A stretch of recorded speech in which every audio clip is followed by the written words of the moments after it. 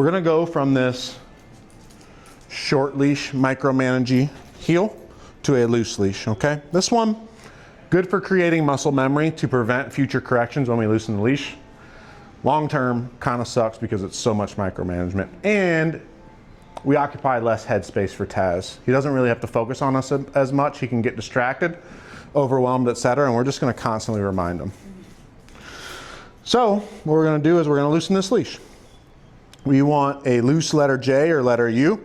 We want it as loose as possible without it hitting the floor and without it being so loose that he's constantly stepping over it, all right? But other than that, as loose as possible. So that's first. Now, what we want to do is we want to say come. As we start walking, we want to teach him to be responsive to that word. We want the moment we say come, we want him to go, yeah, and move to your left, okay? So what you don't want to do is go, come, right? So you don't want to say it at the same time and basically create this lack of a need to be responsive to it. You're just going to be physical with him anyway, so he doesn't need to really learn it, right? So here's what I'm going to do. Come, 1, 1,000, 2, 1,000. Okay. I'm just going to take a few steps after he executes it. All right. I'm just looking to see that he executes it. Now the reason he executes it, the reason I'm counting to 2 is that's the when. So in order to correct, we have to know, or reward, we have to know when and how.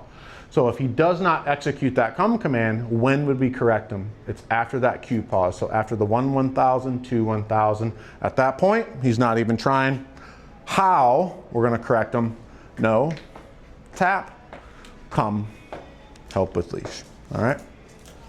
Yeah, a good boy. Yeah, come, 1, 1,000, 2, 1,000. We take a few steps, okay, and we release him.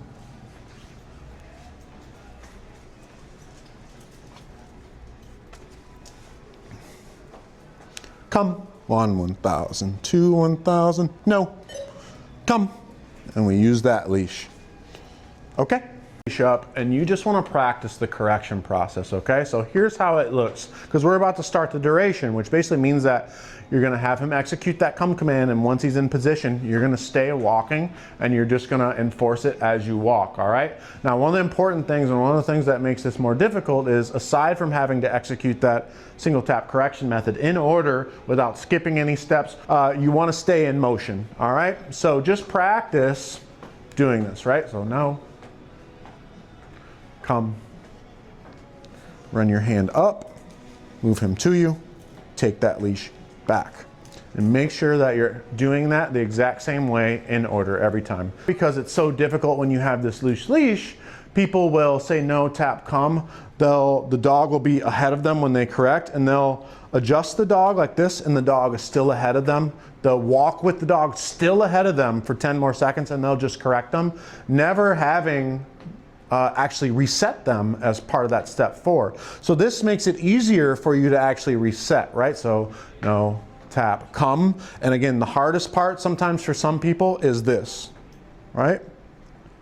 Running your hand up the leash so that you don't have to get 8 inches taller, right? So running your hand up the leash, putting the dog where he's actually supposed to be, which is just a little bit behind you to the side, and then going back to your loose leash. It's a little bit of juggling, right?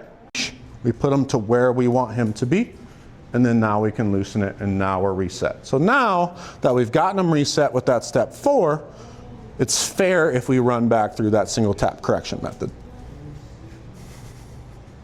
No, come. Use the leash, put him where he should be, which is right here.